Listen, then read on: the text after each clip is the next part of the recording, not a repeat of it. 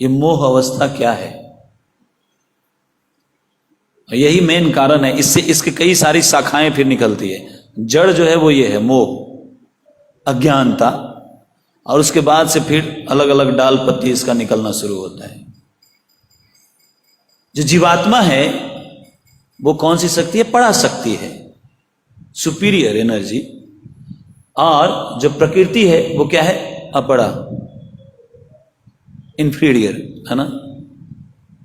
लेकिन जब जीवात्मा स्पिरिचुअल वर्ल्ड से, आध्यात्मिक जगत से नीचे आता किस लिए जीवात्मा? एंजॉय करने के लिए। अब जीवात्मा एंजॉय अकेला कैसे कर सकता है? एंजॉय करने के लिए उसको तो कुछ संग चाहिए ना, किसी का संग कराना पड़ेगा, तभी वो एंजॉय कर पाएगा। अब वो तो सुपीरियर एनर्जी है, मेटल एनर्जी से ऊपर है, अपग्रेडेड है, वो ज्यादा पावरफुल है, ज्यादा प्योर है।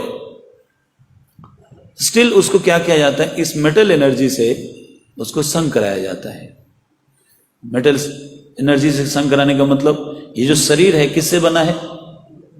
मेटल एनर्जी से। पृथ्वी, जल, अग्नि, वायु, आकाश, इससे बना है। और आत्मा क्या है? सच्चिदानंद, सुपीरियर हो गया।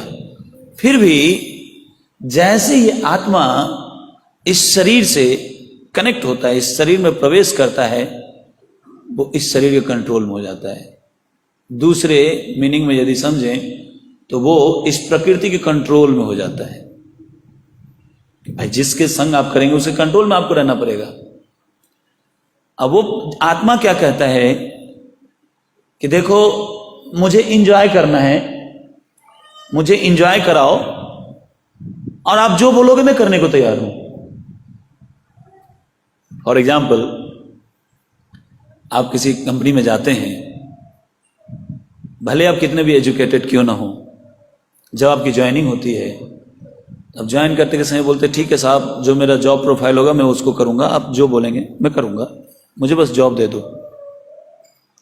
ज्वाइन कर लिए, अब पता चल रहा है जो आपका रिपोर्टिंग पर्सन है वो आपसे कम एजुकेटेड है, स्किललेस है, टैलेंटलेस है, लेकिन वो आपका बॉस है, आपको उसके अधीन रहना पड़ेगा? नहीं। ऑल्दो आप सुपीरियर हैं नॉलेज में, स्किल्स में, टैलेंट में, एक्सपीरियंस में, but still you have to following. उसी प्रकार से जब जीवात्मा इस प्रकृति के संसर्ग में आता है, जब इससे कनेक्ट होता है इससे, फिर ये इसके अधीन हो जाता है। और कितना अधीन हो जाता है कि उसी को सब कुछ मान बैठता है। सर्वस्व तुम्हारे चरणे सौंपिया पड़े तुम्हारा गौरे। पूरा सरेंडर, फुल सरेंडर, अपना अस्तित्व तक भूल जाता है। नहीं, जब जॉब लाइफ में देखते नहीं है कि भाई बॉस के सामने में मैं क्या हूं भूलना पड़ता है, तब उसको फॉलो नहीं करेंगे तो आपको kick out, you can not enjoy your job life. सही बोल रहा हूं?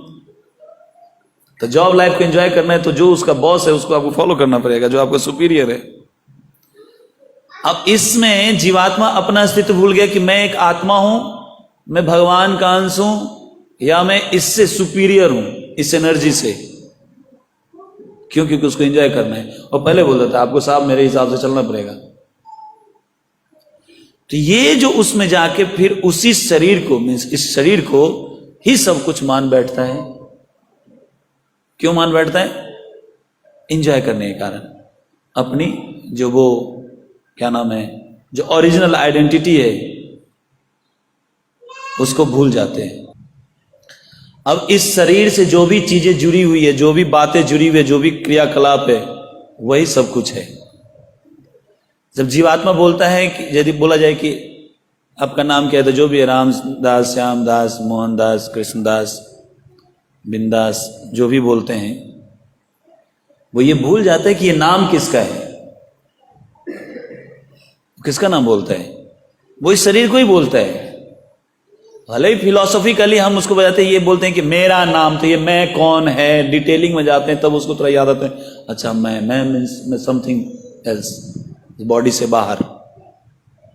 लेकिन जब उसको याद न दिलाया जाए तब तो वो क्या समझता है, मैं आदिकर्ता दास, मैं राम मोहन दास, मैं साहिल दास, है ना, मैं मतलब इस शरीर, ऐसा मान बैठता है। यह ज्ञानता, मोहवश, किसकी मोह में? इंद्रिय सुख के कारण। अब इसके कारण शरीर तथा मन को आत्मा स्वीकार करके कुछ व्यक्ति अपना सगा संबंधी और अन्यों को बाहरी मानने लगता है। बहुत इंपॉर्टेंट पॉइंट यहां पे।